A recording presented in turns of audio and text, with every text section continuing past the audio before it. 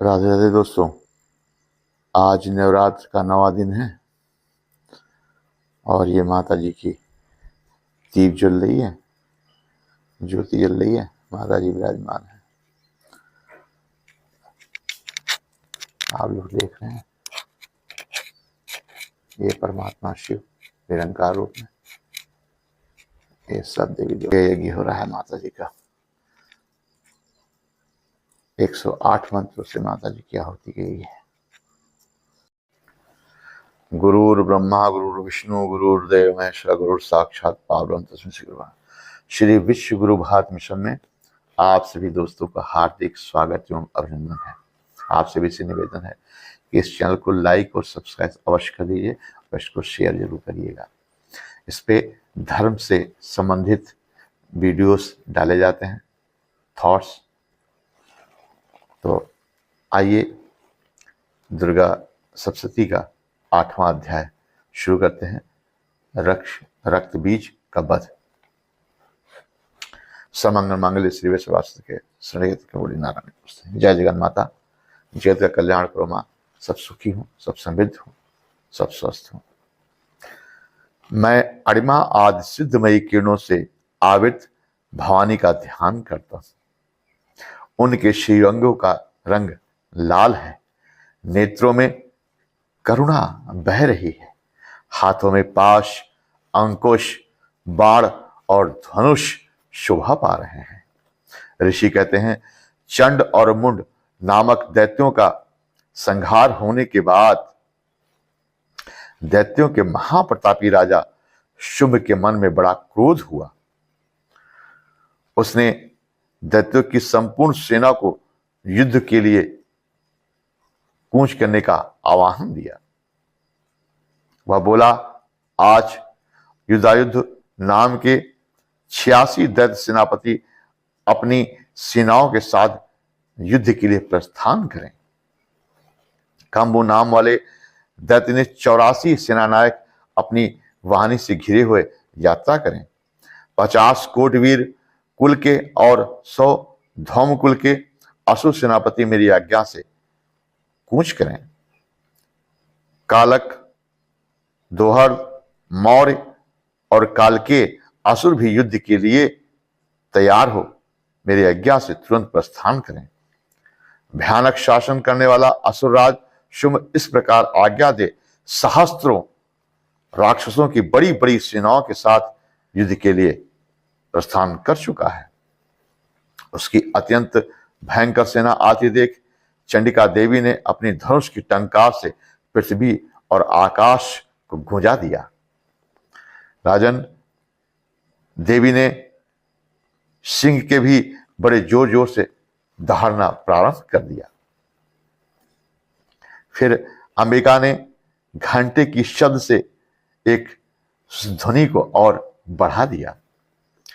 धनुष की टंकार, सिंह की दहाड़ और घंटे की ध्वनि ने संपूर्ण दिशाओं में एक कंपन पैदा कर दिया। उस भयंकर शब्द से काली ने अपने विकराल मुख को और बढ़ा लिया। मां करुणामयी इतनी प्यारी है जिसकी बारे में मैं शब्द नहीं है मेरे पास बोलने का, लेकिन राक्षसों के लिए वो काली बनी जाती है। मां काली ने अपना विकराल मुख करके उनकी तरफ देखा। इस प्रकार विजयिनी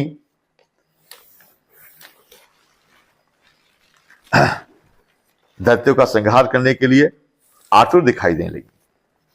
उस तुमुल नाद को सुनकर दैत्य की सेनाओं ने चारों ओर से आकर के चंडिका देवी, सिंह आदि कालिका देवी को क्रोधपूर्वक घेर लिया। राजन, उसी बीच असुरों के विनाश तथा देवताओं के अभिदेश के लिए ब्रह्मा, विष्णु, कार्तिकेय, विष्णु आदि इंद्र देवता की शक्तियां जो अत्यंत पराक्रम और बल से संपन्न हुई थी, उनके शरीर से निकलकर उन्हीं के रूप में चंडिका देवी के पास आ गईं। जिस देवता का जैसा रूप, वैसा वेशभूषा, वैसा वाहन, ठीक वैसे ही साधनों से संपन्न उनकी शक्ति असुरों से युद्ध करने के लिए आई। सबसे पहले हंस पर विराजमान अक्षुत कमंडल में सुशोभित ब्रह्मा जी की शक्ति उत्पन्न हुई, जिसे ब्राह्मणी कहा गया। महादेव जी की शक्ति वृषभ पर आरूढ़ हो, हाथों में श्रेष्ठ त्रिशूल धारण किए हुए, महानाग का कंकण पहने, मस्तक में चंद्ररेखा से विभूषित वहां पहुंची। कार्तिकेय जी की शक्ति स्वरूपा जगदम्बा उन्हीं का रूप धारण किए हुए श्रेष्ठ मयूर पर आरूढ़ हो वहां पर पहुंची। और इसी प्रकार भगवान विष्णु की शक्ति गरुड़ पर विराजमान हो, शंख चक्र गदा सारंग धनुष और खड़ग लेकर के वहां उपस्थित हुई। अनुपम यज्ञ वाराह का रूप धारण करने वाली हरि की शक्ति भी वहां बारह रूप में उपस्थित हुई। नरसिंह शक्ति भी नरसिंह के समान ही शरीर धारण करके वहां आई। उसी गर्दन के बालों को झटकने से आकाश में तारे बिखरने लगे। इस प्रकार इंद्र की शक्ति भी वज्र हाथ में धारण के लिए गजराज रावत पर बैठकर आई। उसके शास्त्रों नृत्य से इंद्र जैसा रूप उसका भी था। इसके बाद देवी देवताओं से घिरी हुई महादेवी ने चंडिका से कहा, मेरी प्रसन्नता के लिए तुम शीघ्र ही इन असुरों का संहार करो। तब देवी ने अपने शरीर से अत्यंत भयानक और परम उग्र चंडिका मां काली उत्पन्न हुई, जो सैकड़ों गिदड़ियों की भांति आवाज करने लगी। उस अपराजिता देवी ने धूमिल जटा वाले महादेव से कहा, भगवान आप शुंभ निशुंभ के पास दूत बनकर जाएं और इस अत्यंत गर्विले दानव शुंभ और निशुंभ दोनों से कहिए, साथ ही उसके अतिरिक्त जो भी दानव युद्ध के लिए यहां उपस्थित हो उनको संदेश दिए कि हे दैत्यों, ये तुम जीवित रहना चाहते हो तो पाताल लौट जाओ। इंद्र को त्रिलोकी का राज्य मिल जाए, देवता का यज्ञ भाग उपयोग करें, और यदि बल के घमंड में आकर के तुम युद्ध की अभिलाषा रखते हो तो आओ, मेरी शिवाएं योगिनियां तुम्हारी कच्चे मांस से तृप्त हो। जय हो जगन माता। चूंकि इस देवी के ने भगवान शिव को दूत के रूप में कार्य के लिए नियुक्त किया, इसलिए उन्हें शिवदूती के नाम से विख्यात हुई। वह महादैत्य भी भगवान शिव के मुंह से देवी का वचन सुनकर क्रोध में भर गए।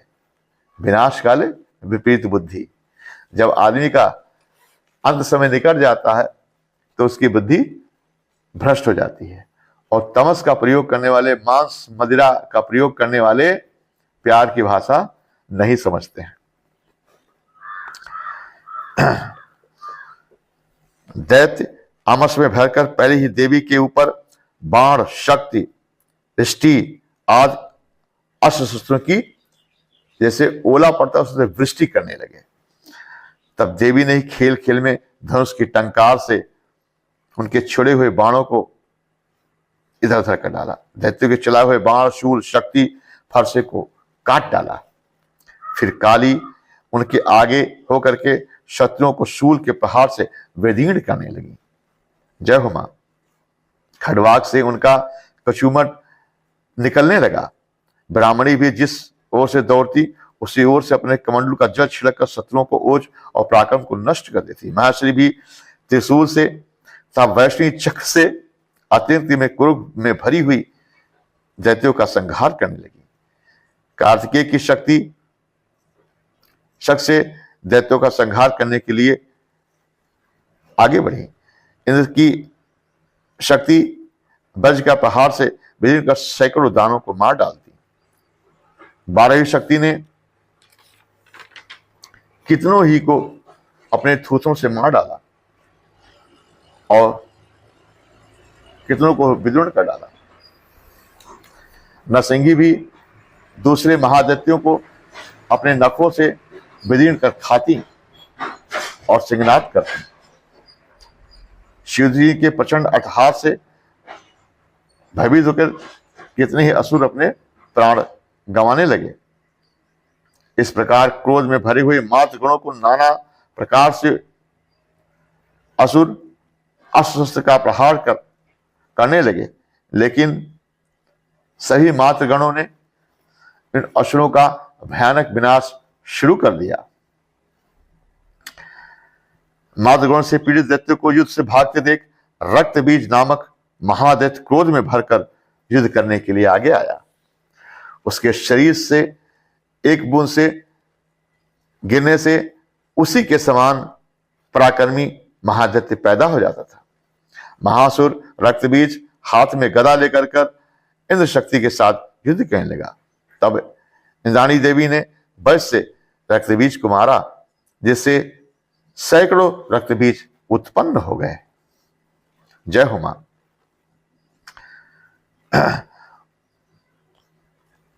रक्तबीज के समान ही वीरवान, बलवान और पराक्रमी थे। रक्तबीज से उत्पन्न होने वाले पुरुष भयानक अस्त्र शस्त्रों के साथ मातृगुणों से युद्ध करने लगे। वज्र के प्रहार से घायल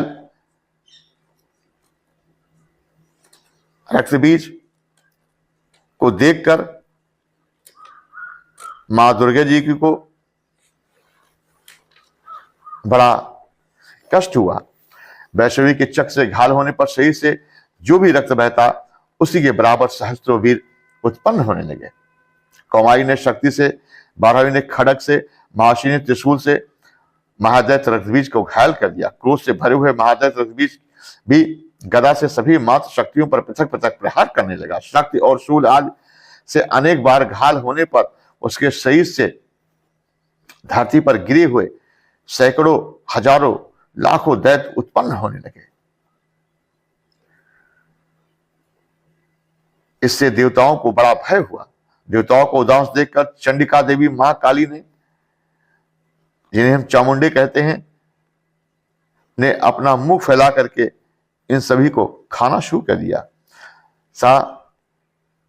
शस्त्रपात से गिरे हुए रक्त बिंदुओं को उत्पन्न होने महादैत्यों को मुफ्त में खाने लगी। रक्त से उत्पन्न होने वाली महादैत्य का भक्षण करती।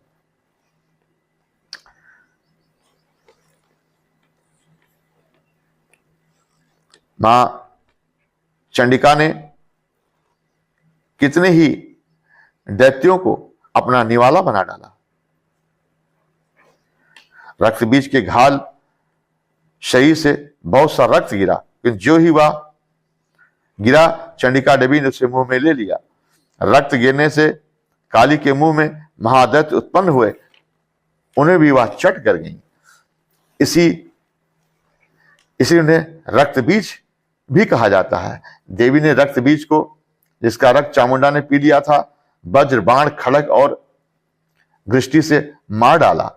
राजन, इस प्रकार शस्त्रों के समूह से आहत एवं रक्त विहीन महादैत्य धरती पर गिर पड़ा और उसके प्राण पखेरु उड़ गए और देवताओं में हर्ष उत्पन्न हो पाया।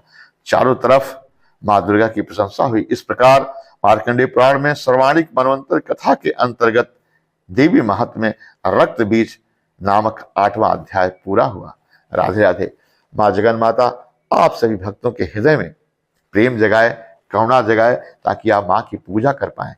संसार जगत मां के ही माया से वशीभूत है। राधे राधे।